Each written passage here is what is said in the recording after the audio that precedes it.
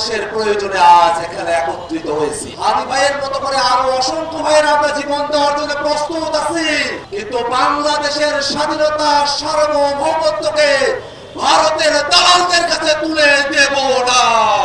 এই বাংলাদেশকে ধ্বংস করার জন্য, বাংলাদেশের স্বাধীনতাকে বিক্রি করার জন্য 16টা বছর ধরে ওই ভারতের দালালেরা বাংলাদেশে হাসিনাকে ফেসিবাদ তৈরি করতে দিয়েছিল।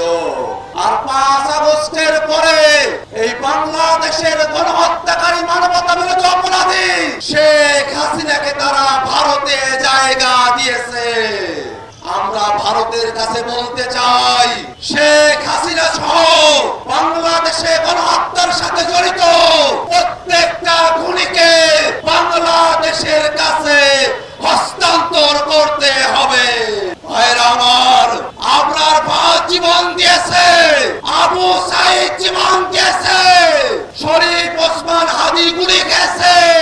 আমাদেরকে আর নিরাপত্তার ভয় দেখিয়ে লাভ নাই। দুনিয়ার জীবনে আমরা যেমন রঙিন পাখি হয়ে ঘুরতে চাই, আমরা নিয়ত রাখি পর জীবনে আমরা সবুজ পাখি হয়ে ঘুরবো।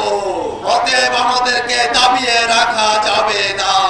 আমি আপনাদের কাছে কামনা করি, হাত উঠিয়ে আল্লাহর কাছে দোয়া করুন, আল্লাহ হাদি ভাইকে আমাদের মাঝে ফিরিয়ে দাও, জুলাইকে বাঁচিয়ে রাখো, জুলাইয়ের সকল শক্তিকে বাংলাদেশের জন্য একতাবদ্ধ থাকার তৌফিক